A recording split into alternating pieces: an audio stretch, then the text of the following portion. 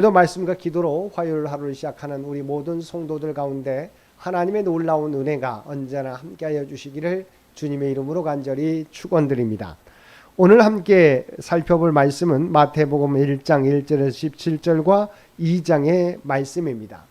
먼저 함께 읽은 본문은 예수님의 족보를 소개하고 있습니다.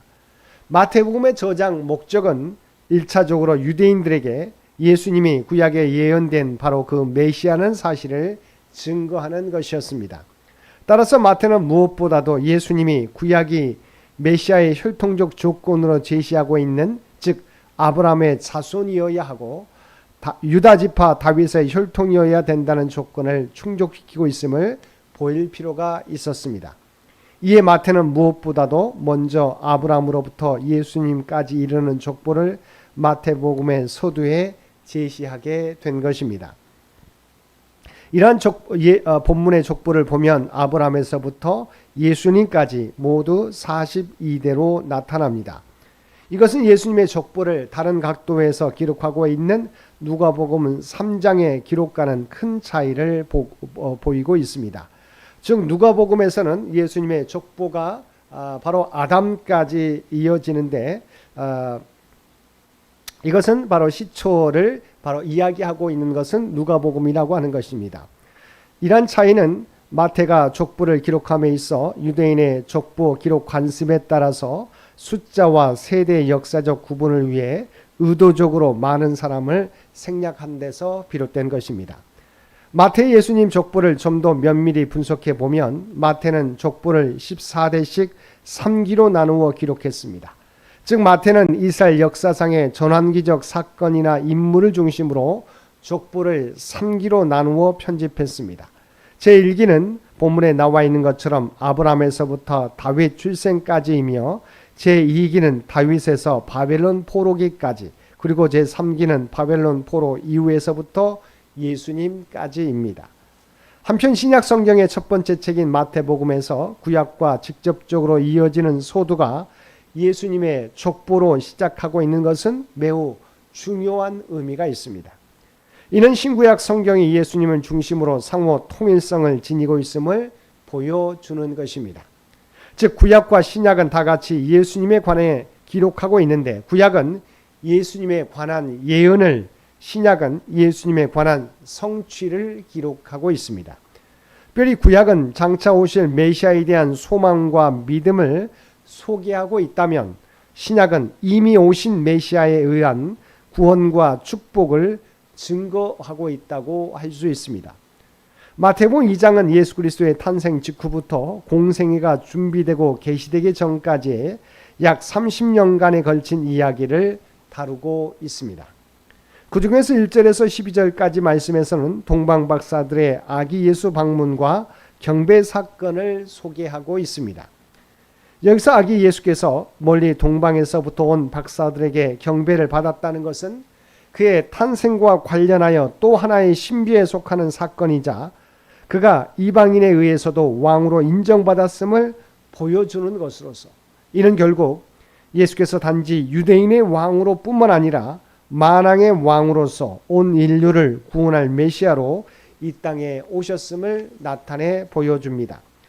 특히 이런 아기 예수를 유대인이 아닌 이방 출신 박사들이 맨 먼저 경배하였다는 사실은 앞으로 예수님의 사역과 관련하여 유대인들에게는 배척당하신 반면 이방인들에게는 환영받으신 사실에 대한 예표가 된다고 하겠습니다. 13절에서 18절까지 말씀에서는 아기 예수의 애굽 피난과 헤롯의 베들레헴 유아 학살 사건을 소개하고 있습니다. 우리가 알고 있는 바와 같이 동방 박사들로부터 유대인의 왕으로 탄생하신 예수 그리스도에 대한 소식을 들은 헤롯은 아기 예수를 죽이려는 음모를 꾸미게 되었습니다. 그러나 이러한 헤롯의 음모는 이미 하나님에 의해 간파되고 말았습니다. 그래 하나님은 동방 박사들에게 꿈에 헤롯에게로 돌아가지 말도록 지시하심은 물론 요셉으로 하여금 마리아와 예수를 데리고 애굽으로 피신케 하셨습니다. 그런데 헤롯은 자신의 계획이 하나님에 의해 간파된 줄도 모르고 단지 동방 박사들을 통해 아기 예수의 거처를 알아내려는 자신의 계획이 무산되자 베들레헴과 그 인근 지역의 2살 이하의 유아들을 무조건 학살하는 악행을 단행하였던 것입니다.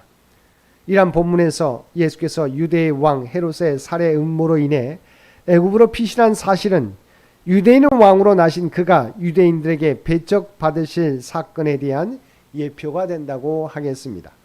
또한 이는 인류를 구원하기 위해 성육신하신 예수 그리스도의 생애가 결코 순탄하지 않을 것이며 고난과 배척의 연속일 것이라는 사실을 암시해 줍니다.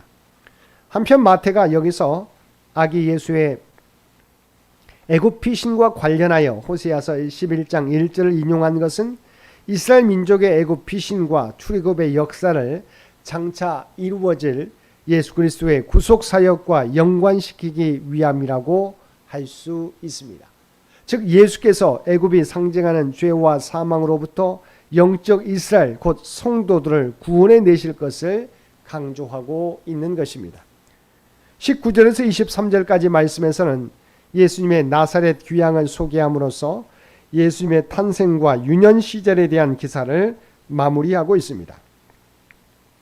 본문을 보면 아기 예수를 살해하려던 헤롯 대왕이 죽은 후에 요셉은 가족을 데리고 원래 자신이 살던 갈릴리 지방의 나사렛으로 돌아갔습니다.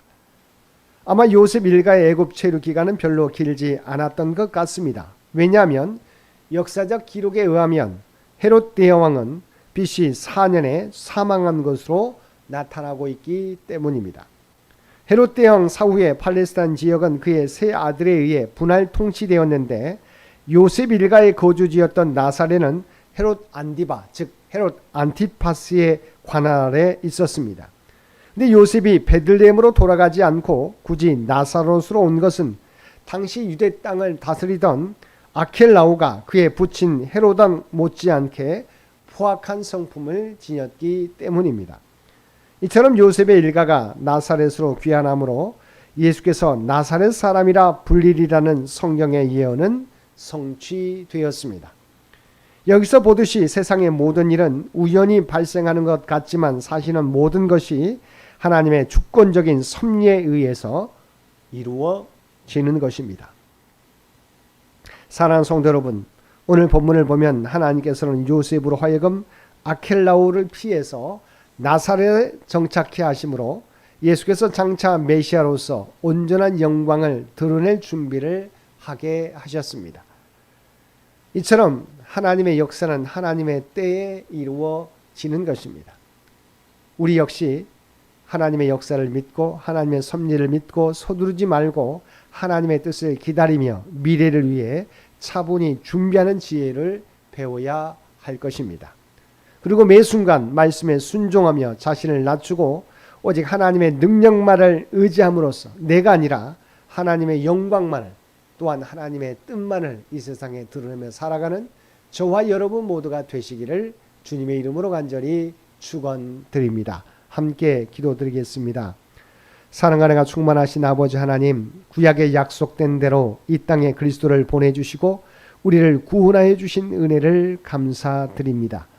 이 땅에서 살아갈 때 주님께서 우리에게 베풀어 주신 은혜를 기억하며 그 은혜에 합당한 삶을 살아가는 저희들 되게 하여 주옵소서. 우리를 구원하여 주신 주님의 말씀 따라 살아가는 우리 모두가 되게 하여 주옵소서. 그리고 우리가 고난당할 때 우리를 위하여 십자가 고난까지 받으신 주님의 고난을 생각하며 이겨나가는 우리 모두가 되게 하여 주옵소서. 오늘도 이 나라와 이 민족을 기억하여 주시고 하나님께서 친히 통치하시고 인도하여 주시기를 원합니다.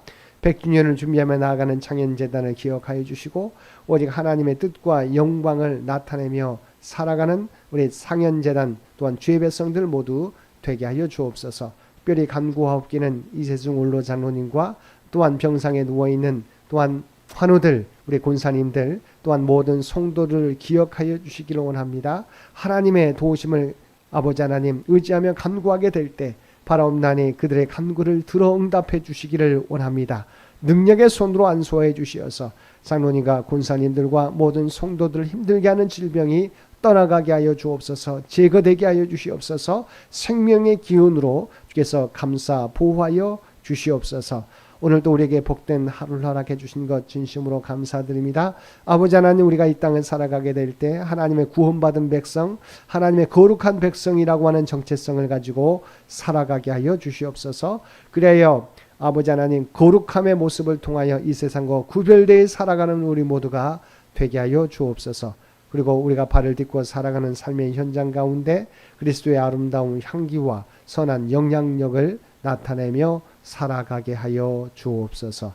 이 모든 간구 우리를 구원하여 주신 예수님의 이름으로 간절히 기도드리옵나이다. 아멘.